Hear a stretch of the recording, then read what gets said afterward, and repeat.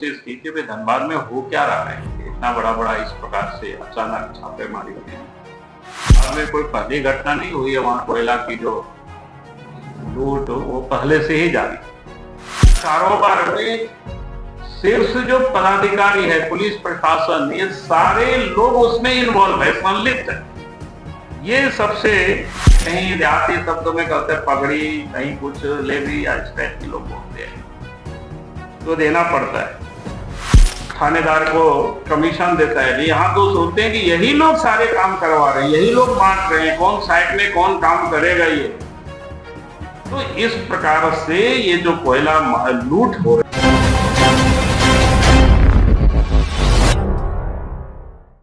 हम सबको, जो हम सब लोगों के बीच आप नहीं रहे, तो सबको भी श्रद्धा सुमन अर्पित करता हूं, क्योंकि भारत का संविधान इन सब लोगों ने जितना मेहनत करके बनाया, और उन सबको उम्मीदें थी कि भाई चाहे कार्यपालिका हो, व्यवस्थापिका हो या न्यायपालिका हो, संविधान के अनुसार ही सब लोग काम करेंगे। लेकिन आज मैं आपको झारखंड राज्य के संदर्भ में और यहाँ किस प्रकार से काम चल रहे हैं, कैसे लोग काम कर रहे हैं, और उसमें से पहला जो अभी आप सब लोगों ने देखा होगा कि खास करके पिछले दिनों धनबाद में कोयला कारोबारियों के घरों पर ईडी ने काफी छापा मारी। तो स्वाभाविक है कि आप सबको ध्यान में है कि वो धनबाद कोयला के नाम से या कोयला नगरी के नाम से ही वो प्रसिद्ध।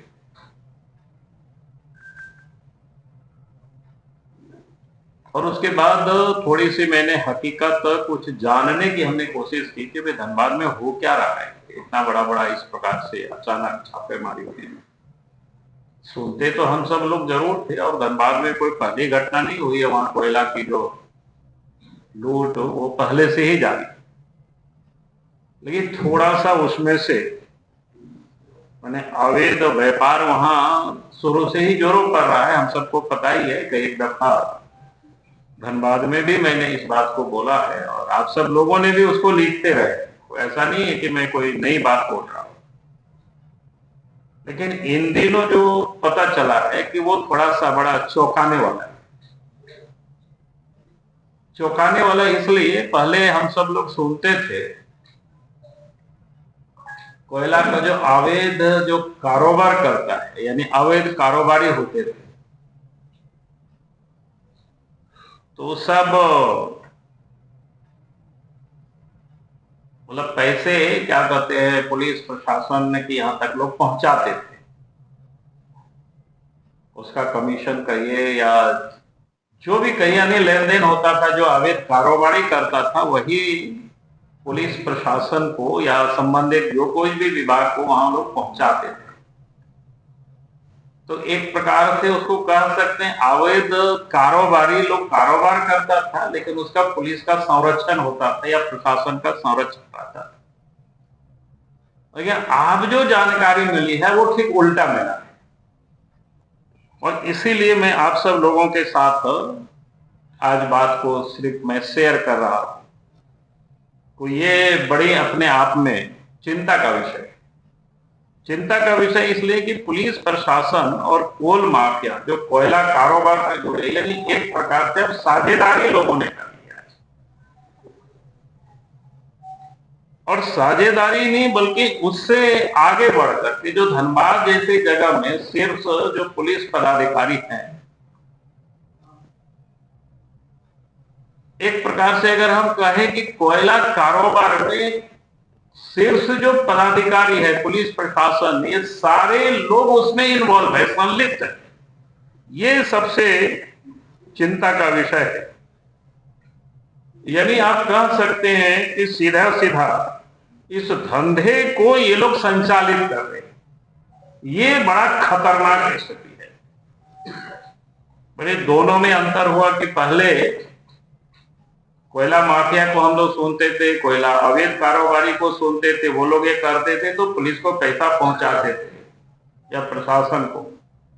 लेकिन अब ये जानकारियां मिल रही है कि भाई पुलिस प्रशासन संरक्षण नहीं बल्कि ये लोग संचालित करवाते हैं। ये बड़ा खतरनाक मोड़ पर कह सकते हैं कि राज्य की स्थिति पहुंचा। और धनबाद में जो कोयला का जो अवैध कारोबार होता है वो आप सबको पता ही है कि 2-3 क्षेत्र प्रमुख है। एक तो निरसा है, झरिया है, बाघमारा है। और इस क्षेत्र के अंदर क्या कहते हैं 20-25 ऐसे थाना आरोपी पड़ता है। ये जो 3 ऐसे क्षेत्र बताए और उन क्षेत्रों में छोटे बड़े 30 से 40 ऐसे क्या बोलते हैं अवैध साइट है जहां से कोयला अवैध कोयला जहां से निकाला जाता है। और चर्चा तो यहां तक है कि भाई चर्चा है साइट को प्राप्त करने के लिए, जो हमने कहा कि 30-40 जो साइट है इन सारे इलाकों में धनबाद जिला में, उन साइट को प्राप्त करने के लिए लोग चर्चा है कि भाई हाउस से परमिशन आवश्यक होता है। अब हाउस आप लोग पूछेंगे भाई कौन सा हाउस, आप सब लोग उसको पता कर। और ये चर्चा है कि भाई हाउस से परमिशन होता है। हाउस से परमिशन जब हाउस से सीधा एसएसपी को टेलीफोन जाता है और तब फिर वो अप्रूव होता है। यानी काम किसको दिया जाए उसका अप्रूव होता है। अप्रूव होने के बाद भी एडवांस के रूप में लोग कहता है कि 1 करोड़ रुपया जमा करना पड़ता है और उसके बाद साइट अलॉट होता है। वो एडवांस के रूप में, जिसको बोलते हैं ना, कहीं देहाती शब्दों में कहते हैं पगड़ी, कहीं कुछ लेवी या इस टाइप के लोग बोलते हैं, तो देना पड़ता है। और उसके बाद उनको क्षेत्र में लगा दिया जाता है। जो आपको हमने कहा कि 30-40 जो साइट है उसमें से, और उन क्षेत्रों से प्रतिदिन जो सूचना एकत्र करने की हमने कोशिश की तो 150 से 200 ऐसे ट्रक कोयला निकलता है। और एक कोयला मैंने कोयला का जो प्रति टन 8 से 10 हजार रुपया प्रति टन जो कोयला की कीमत में वो बिकता है। और ये सारे जो व्यवसाय चल रहा है उसका पूरे नियंत्रण, लोग बोलता है हाउस से है उसका नियंत्रण। अब लोग कहता है कि हाउस से कोई महाराजा है और धनबाद के एसएसपी, जिसको कह सकते हैं कमांडर इन चीफ या सेनापति कह सकते हैं, और डीसी को कह सकते हैं महामंत्री, सारे ये लोग मिलजुल करके प्रॉफिट को हिस्सेदारी भी यही लोग बांटते हैं। और इस धंधा में थाना प्रभारी, इंस्पेक्टर, डीएसपी, सिटी एसपी, ग्रामीण एसपी, एसडीओ, खनन अधिकारी, अंचल अधिकारी, सबका हिस्सा बिल्कुल तय रहता है। और इस धंधे में एक तो बाघमारा में डीएसपी है पुरुषोत्तम सिंह, पूर्व में राज्य के मुख्यमंत्री के वो सुरक्षा में भी रह चुके हैं।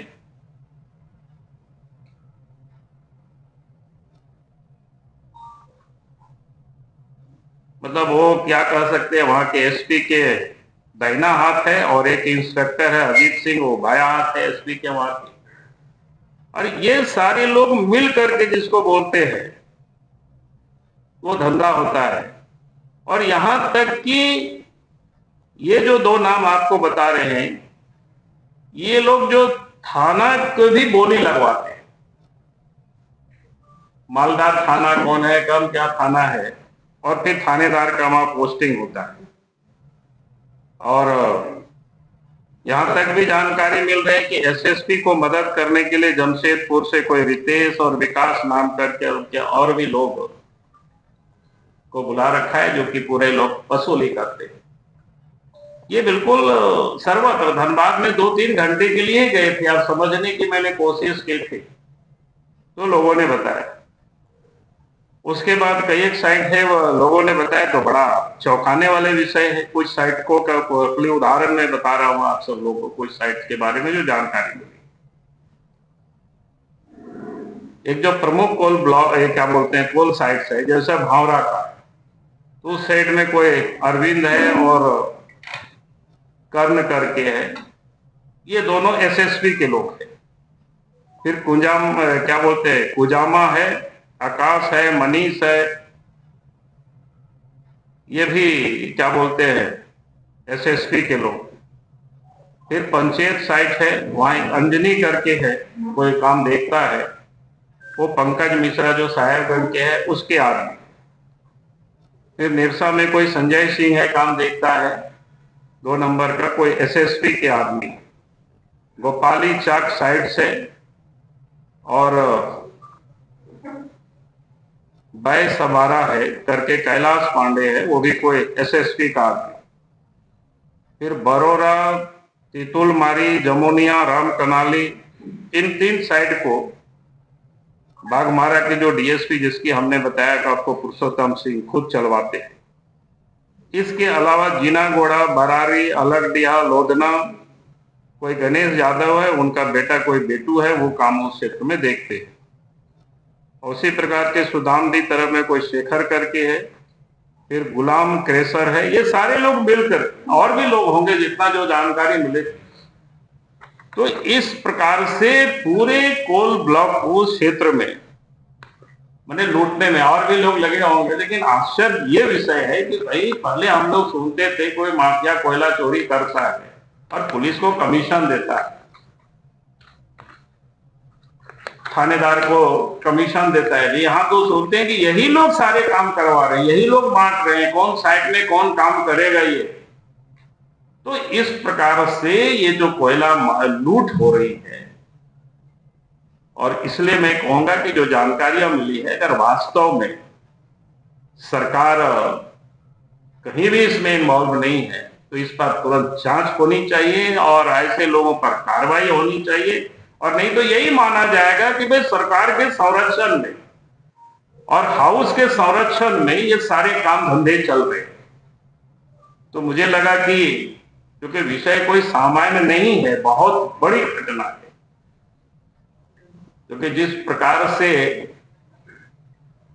अगर क्या बोलते हैं कि रखवाला ही अगर लूटने में लग जाए, रखवाला ही अगर सब कुछ लुटा दे, तो फिर वो जो कोई शेर या कविता वो तो मैं जानता नहीं हूँ सब, तो फिर बचाना राज्य को मुश्किल हो।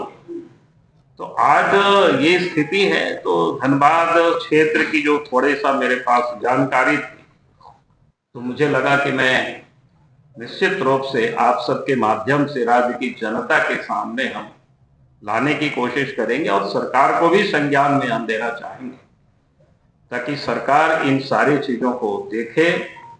अगर हमारी बातें बिल्कुल गलत है तो फिर कोई कोयला की वहां जो धंधे चल रहा है वो बंद होनी चाहिए। अगर वो बदसूरत उसी प्रकार से चलेगी तो हम यही मानेंगे कि भाई राज्य सरकार के मुख्यमंत्री के संरक्षण में सारे